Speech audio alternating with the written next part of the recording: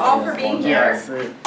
Um, So I just wanted to introduce Carly and then tell you a little bit about the prompt that we gave Carly for the presentation so you have a little bit of context. So this is Carly Beavers and she's here applying for our sexual health coordinator position.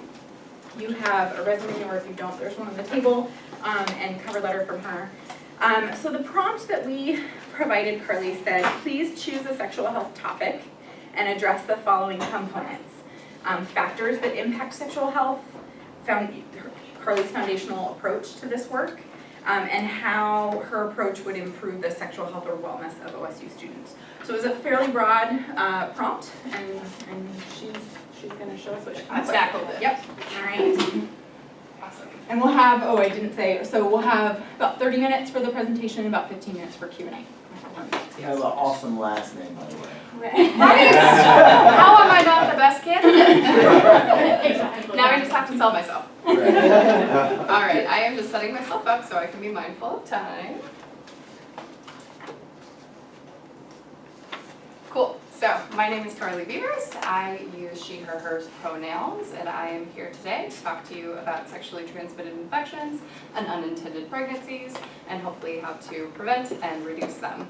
I want to give the caveat that I am going to say sexually transmitted infections and sexually transmitted diseases interchangeably. It's just in my vocab to mix them up, but when I say STI or STD, I'm talking about the same thing. So, a little bit of data and background for you. So the top bullet point is specifically for the state of Oregon, which states that in 2010, 46% of all pregnancies in Oregon were unintended, meaning that they weren't really planned. And that's data from Oregon. This second infographic is data from the US, across the US, among young women aged 20 to 29, nearly 70% of pregnancies were unplanned. And that data is a tiny bit dated, it's from 2008, but they're keeping track of that number, and that number is going up, unfortunately. And then this first infographic is from the CDC, and it says that 15 to 24-year-olds account for half of all new STD infections, which essentially means by the time that someone turns 25, they have a 1 in 2 odds of having an STI. And I think that I'm preaching to the choir here, and that you're all recruiting for this position, so obviously you see the need, but let me just say it so I can say that I said it. Sexual health is a part of health. Sexual health is a big component of your overall health, and in order to be a healthy human being, you need to factor in your sexual health to make sure that you are being healthy, being responsible. It's one of the dimensions. So when I think about factors that impact sexual health, I am going to start broad and bigger picture here, and then we're going to dive in a little further. So I think about the social determinants of health. This infographic is from the Healthy People 2020 initiative, and they break down social determinants into different categories of health. So just to go over them briefly, you have your neighborhood and your built environment. So this is your neighborhood, your community. Do you feel safe in your community, in your housing? Thinking in terms of sexual health and providers and access to sexual and reproductive health services, where is your neighborhood set up to find a provider? Where is the closest provider for you? Thinking about college students on campus, what does that look like within your residence hall and your neighborhood who are also your college peers? Or if you live on campus, your neighborhood of, again, college peers, and hooking up and sex and thinking about that. Health and healthcare, which again is tied in. So do you have access to health and healthcare? Where is the nearest provider for you? We have student health services on campus, but if you need an additional reproductive health service, where can you go? Is it far away? Do you have access to transportation? Are you going to be able to afford it with health insurance? Social and community context is more of the values, the cultural norms and beliefs in the community, and how supportive the community is towards sexual health, towards reproductive health services. Education can be anything from early childhood education to the sex ed that you may or may not have received in high school, to health literacy and knowing what sexual health is and the components of sexual health and what is a sexually transmitted infection and why is she saying STI versus STD and what does that mean? So all of these vocab terms and your education behind it. And then finally, economic stability, so your ability to secure a job, to also secure housing, to make sure that you're set up to where you can afford services related to sexual health. So if you're not in a spot of stability, how does that affect your sexual health? How does that affect the services that you're receiving? Again, thinking more broadly, but starting the social ecological model, starting with the smallest bubble, which is the individual level. So this is the person's, what's inside them, what's driving them, their behaviors, their attitudes, their beliefs towards, and their knowledge towards their behavior and how they are living their life in terms of sexual health. One bubble outside of that is the interpersonal level. So these are all of the immediate social networks that that person has. So that could be their family members, a trusted adult, a trusted educator. It can also be their friends or their sex partners, and how relationships with them, or lack thereof, can impact their sexual health. Going one more bubble out, we have the organizational level, which is all of the schools, the workplaces, the businesses in the community, faith-based organizations, also thinking in terms of providers, clinics, health services in the area. And one step out from that is community, which is going to encompass the values, the beliefs, the social norms of the community, and also encompass the relationships between all of the organizations. And then finally, overarching everything is the policy level. So these are the state and local laws and the regulations that are holding all of these things. And how does that impact sexual health? And then there are so many more. So that is the broad perspective, reining it in a little bit and focusing a little bit more clearly on sexual health. We have social support, which is a huge factor. So thinking back to that interpersonal level of your friends, your family, your partners, your social networks. If you have that or if you don't, how does that impact your sexual health? Thinking about college students and college norms and how college students perceive what their peers are doing, and if they have peer support versus peer pressure, and how that impacts sexual health. Then there's access to reproductive health services. So again, hitting that pretty hard. Do you have access to these services? How far do you have to go? Do you not have a car, so you have to use public transportation? How is that impacting your school schedule? Are you now missing school because you have to make an appointment outside of the city and travel to it?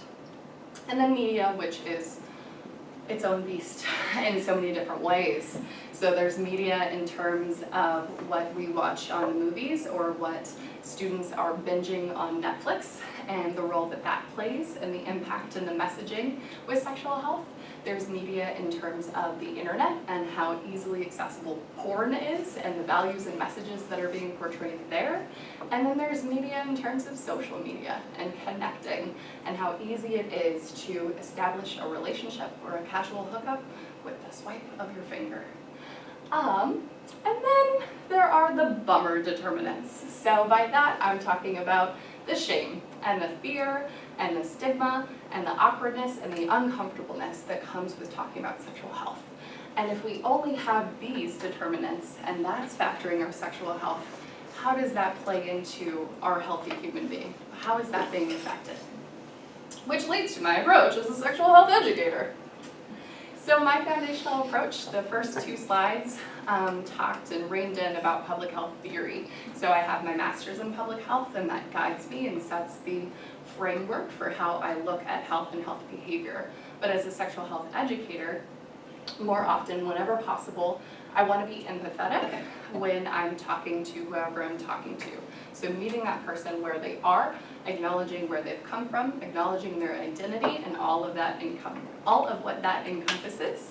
I want to be inclusive, so making sure, again, meeting those identities and making sure that I'm gathering all of them. Just a tiny snapshot of being inclusive is how I introduce myself with my preferred gender pronouns. That's one tiny way to be inclusive in a large room of different people. As much as possible, I want to be shame-free and judgment-free in the information that I am giving out and how I'm portraying myself. So this is very much nonverbal cues as well. How am I presenting myself in the room, making sure that I am not showing any shame or judgment or bias on my face or in my body language. And then what I'm saying and when I'm talking, making sure that it's evidence-based and comprehensive. And ideally, using all of that as an approach will eliminate some of the stigma, awkwardness, and bias that can come with talking about sexual health. So I want to talk to you a little bit about, take a water break. Oh, because I talk a lot. Okay. I'm going to give you 3 experiences of my background and how that shaped my foundation, and then we'll lead into why my foundation is fabulous for the OSU students. So the very beginning, I want to talk about Bedsider. So I see on the Student Health Services website that Bedsider is listed as a resource where students can go and look up. Just by show of hands, who is familiar with Bedsider and knows what it is? Yeah, let me tell you about Bedsider. All right. So Bedsider is through a national nonprofit, which was formerly known as the Campaign to Prevent Teen and Unplanned Pregnancy. They had a name change. They're now Power to Decide. And they are through them, and they're all about different birth control methods and contraceptive methods and teaching you about them. So I have 2 screen grabs here. The top screen grab is about all of the different birth control methods. So when someone logs into or signs, you don't have to sign in, when you type in bedsider.org, you will get a list of all the different methods, and you can compare these methods and then categorize them by what you want, what you're looking for. So some of the top categories, in case you can't read them, are STI prevention. There's also most effective. There's also party ready, or easy to hide, or do me now. So different categories based on what you want. The second screen grab is where to get it. So I have typed in just Corvallis, Oregon, and I have no filters on this. You can filter the search by providers who will do IUD insertion. You can filter by abortion services. This is just basic providers. And obviously it's outside of Corvallis, listing different providers. It says that 100 clinics were found, so that's pretty cool. So Bedsider is a great resource. Does it include Oregon State University Student Health Services? Oh, I'm gonna look and see after this, because I don't know. Do you know? I think it doesn't, because this, I believe, is a public resource, and because we're not available to the broad public. But we are a C-care provider. Oh, that's, Comprehensive Care Oregon. Yeah, so it's a interesting way. yeah. But that is a great tidbit. That's very good, and something to think about. So even if I don't get hired, that's when I'm to do things. Yeah. All right. So my work with Bedsider started as an undergraduate. So I was a peer health educator on campus at Cal State Monterey Bay. And as a peer health educator, I wanted to increase sexual health promotion on campus. So with Bedsider, at the time it was called Bedsider in the Wild. It's now called Bedsider U, which I guess I'm dating myself, and I'm not even that old. But Bedsider U for University, and it partners with organizations, campus universities, to bring Bedsider to campus, and you can be a campus partner with Bedsider. So these are a couple of photos showcasing some of the events and the sexual health programs that we did. Just to highlight the gals on the left, this was an event for Thanks Birth Control Day, which the theme of the event was making sure that we give thanks to birth control. So different reasons of why birth control is great and what it allows you to do when you're able to plan a family and do it on your own time. So we had a whiteboard. This was the photo booth area because college students, photos, yes. So this was a photo booth, and they had a whiteboard where they could write their reason. They all happened to be roommates at the time, and so their reason for thinking birth control was because we don't need another roommate. And there's a tiny picture of an infant drawn on their whiteboard. Alternatively, at the same event, this group of gentlemen, they did more of a math equation. So they used greater than and less than signs, which stated more money for clothes, less money for babies. Wow. Priorities, whatever you need. So these are a couple of photos, and I want to talk about the lessons that I learned from this experience. So I learned how to effectively outreach on campus. CSUMB, Cal State Monterey Bay, is a small campus. It's about 5,000 students. I think it's bigger and growing now. It's also a pretty new campus, but learning where to reach the students, knowing where they're going to be, if you're doing tabling or an event, knowing the time frame of where you're going to impact and get the most students, and being outside of a food venue when they're coming for lunch definitely helps. what engages college students. So if you are doing tabling and going back, Bedsider gave us pretty cool things and swag that were attention grabbing. So knowing what engages college students when I'm at a table, my language in saying, hey, do you want to learn more about birth control methods? Versus, hey, do you want a sexy sticker? That's going to grab them. That's going to take them in. That's going to allow them to stop at my table and be like, what did you just say to me? And then I can give the educational piece. Running a student-led campus organization has its own things, which included supervising volunteers of the program. So bringing the program to campus, the ins and outs of that, making sure that everything was good and sanctioned, and supervising all the volunteers who wanted to be a part of it. And then the element of getting the free swag from Bedsider, using that as a social media opportunity to have students post about it, and then having them do free sexual health promotion, and seeing they had to post the swag with a hashtag, and following those hashtags and seeing the comments of the student being their own agent of education and educating their peers. What is that sticker? Where is that from? What's Bedsider? What about birth control? Huh? And seeing all the conversations that transpired online. Next, I want to talk about sexual health promotion. So I was a research assistant with the Kinsey Institute at Indiana University, and there I worked to develop 2 programs for sexual health promotion to increase correct and consistent condom use. The first one was targeted a priority population of college-age women, and then we adapted that program and created college-age couples, males and females. Another water break. And these are the 2 flyers that were created for promotion. So lessons learned from this. Again, I was a research assistant. This was more of a research-based focused study. It was a sexual health program, but we wanted to make it evidence-based so we could publicize it and try and spread it out there. So it did have more of a research focus in terms of IRB approval and IRB protocols. I don't know if anyone has worked with IRB. Oh, good, lots of head nods. Hopefully no one on the video works with IRB, Right. watches this guy. It's a beast, Yes. It's a lot, it's a lot. There are a lot of things that have to be done. You have to know your program in and out. You have to be able to answer questions concisely, and being able to tailor your approach, tailor your elements of when you're writing. Is very important and useful. The importance of evaluation. So being able to be a part of this program, I was on the front end, the middle, and the end, and I got to see in terms of creating the marketing and assessment tools, the recruitment flyers, the questionnaires that were given to participants of the program, actually carrying out the program, and how to talk to people, and then the tail end of the program, the evaluation piece, and working with qualitative and quantitative data to make sure that what we were doing actually had an impact. And it did, spoiler alert.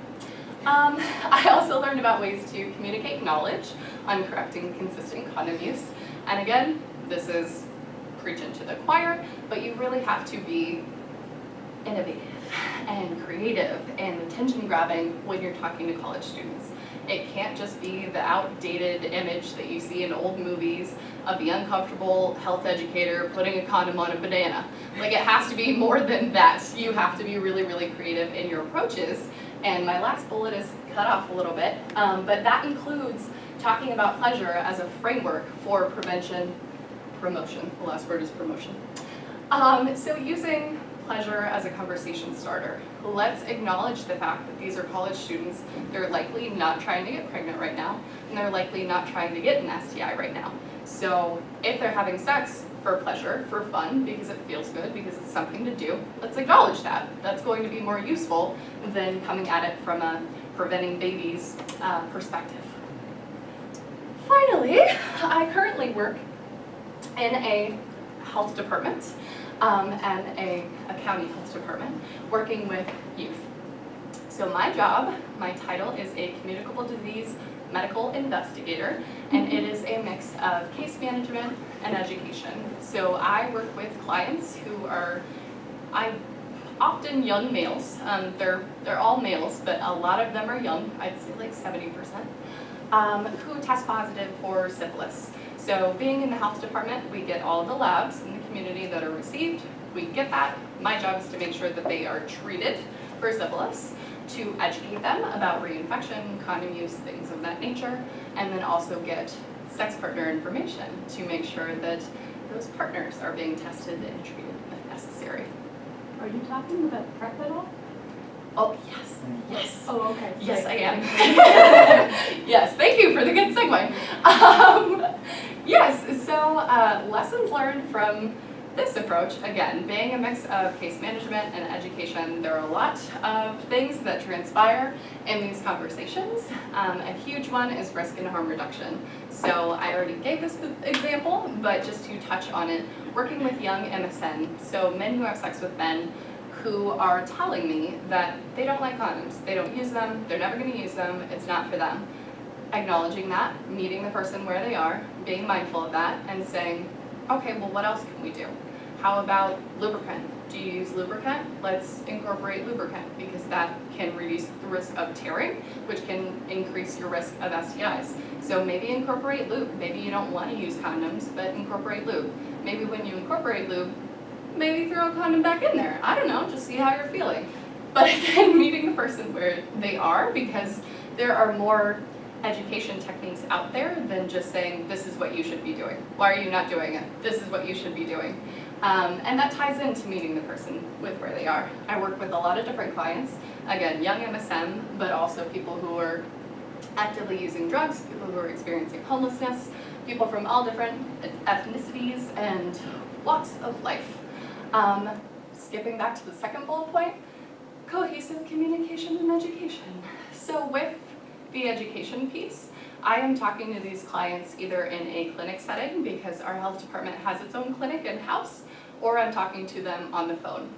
And I need to be mindful that I only have a short amount of time with them, and given their other experiences, so like my folks who use drugs, my folks who don't have access to their phones at all times because they're sharing phones with other people, I need to be mindful that this could be my one chance to talk to them and my one chance to provide them with education. So I need to make sure that I'm being cohesive in my communication and telling them exactly what they need to know, the most important parts of sexual health education and reinfection and how to prevent getting an STI in the future,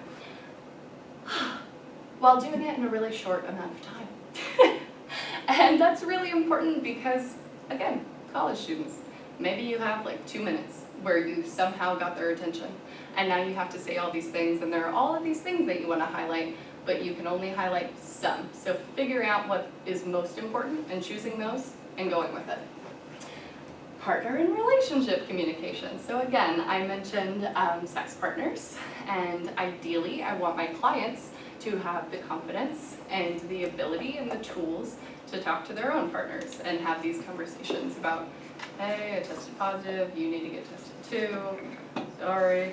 But a lot of times they don't feel comfortable, or there are situations where it's anonymous hookups and they're using apps, so even if they wanted to reach out, they can't because they can't find the person again, because maybe it's location based and they're not in that location anymore. But giving them tools whenever possible to talk to their partners, to have those conversations. Sure, certainly they might be awkward given the situation, but they still need to happen. So how do we have those conversations effectively while minimizing the awkwardness? And then linking to services. So as a sexual health educator, as a human, not so much in this specific role, but it's a part of me, I want to link people to services. I want to be the point person where I can reach out and provide referrals to things that I know that will help in terms of risk and harm reduction. So if someone is telling me, I'm not using condoms, I'm just not going to use them, yada, yada, yada, okay, well, and trying to assess and see if they're a good candidate for PrEP, which PrEP is a pill that you can take every day that prevents against HIV, which is phenomenal. What an amazing tool and an amazing resource. We're really lucky because we're the health department and we have a clinic and everything is in-house where I can refer them to my client to my colleague who's a prep navigator, and they can be linked to prep services within the same day. So being mindful of that and having those opportunities, transferring them to here, would just be being knowledgeable about the services that are on campus and off campus and what I can be doing to provide tools and resources to make them healthy and happy and responsible adults. So, why all this matters? Bringing my experiences to OSU, go Beavs. Ideally, based on everything that I just told you and my foundation and my experiences, obviously, I want to try and increase STI testing. I want to increase awareness that, hey, you should be getting tested on a pretty consistent, regular basis if you're having sex. I want to increase education around testing, what it involves, what it looks like, what the process is, and how frequently you should be being tested, and then the application, so actual testing, actual having college students go and getting tested. I want to increase that. I want to increase correct and consistent condom use. This can come from a number of things. So it can come from outreach that's being done on campus and off campus, talking about off campus, linking to community organizations and partnerships, and pairing with campus partners on the community, maybe they're in this room, maybe outside of campus, and then doing campus assessments.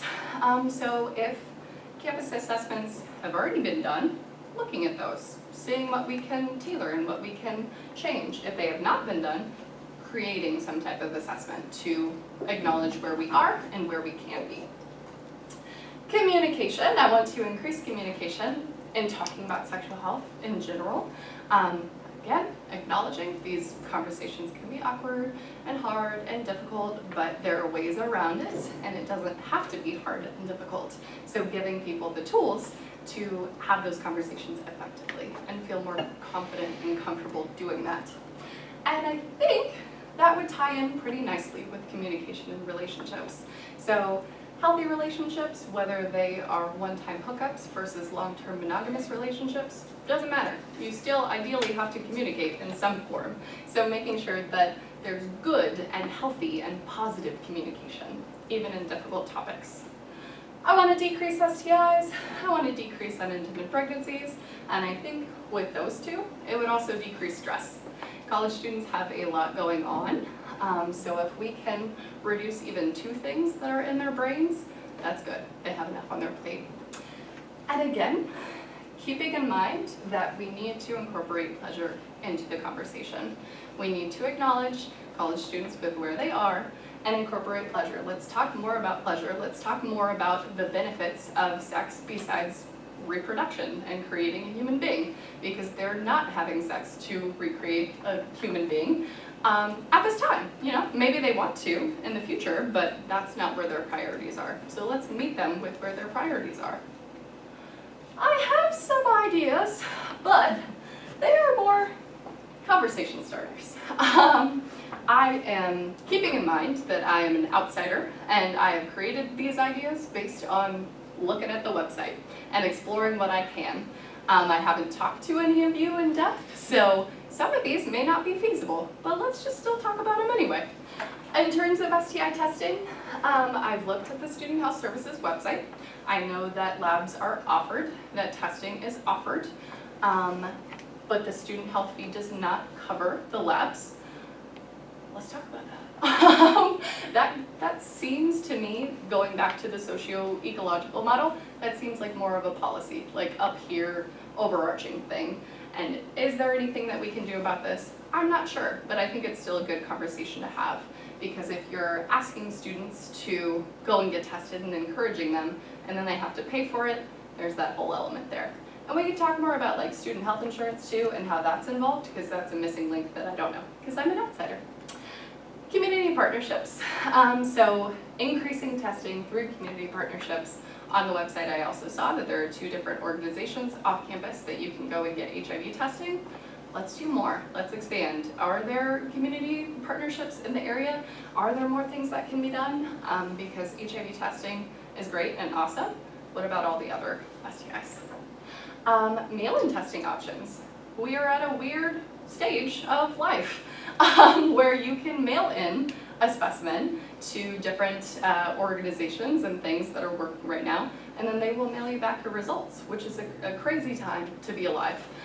So the feasibility of these, I am not sure, but I know that it's an option, it's out there. So if that's something that's better suited for a student who maybe can't make it to the health center, can't make an appointment, they have a crazy schedule, but sure, they can like pee in a cup on their own time and then mail it off.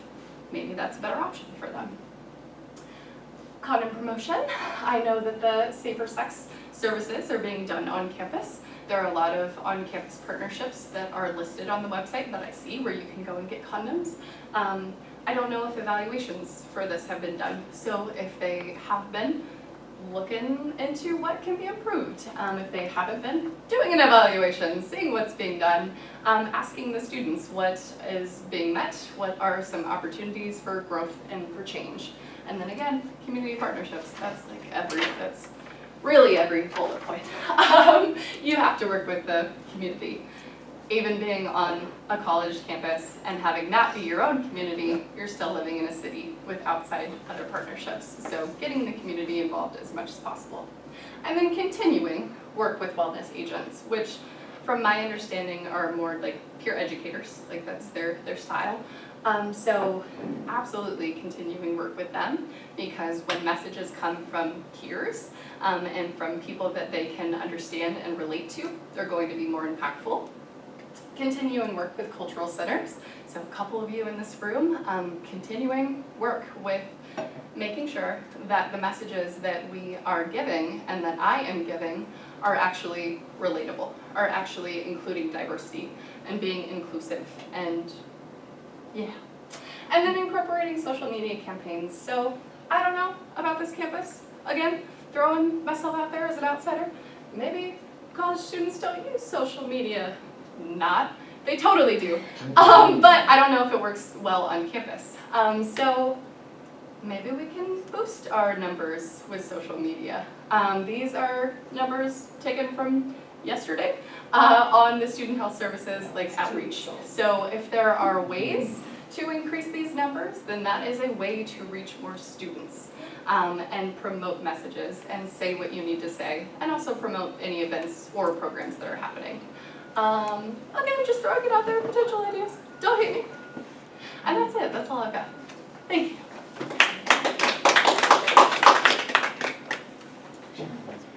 Do folks have questions? Yeah, Connie. So when you were looking through our website, was it clear to you that students can walk in without an appointment and order their own STI tests whenever they want? Yes. That was clear to me. And I think you can do it all online, is that correct? You can order it online, but also you Not can anymore. just walk into Not the lab anymore. and get them. We just had to change that, not anymore. Point and click okay. doesn't allow You can that. walk in, but you Okay. can't order them online. Okay, Oh, you could, okay. you changed electronic health systems, so. Okay, okay. So it was clear that students have their own ability to get those services. It was just not so much clear in terms of paying for things and the student health fee. I know that the student health fee does not cover it, but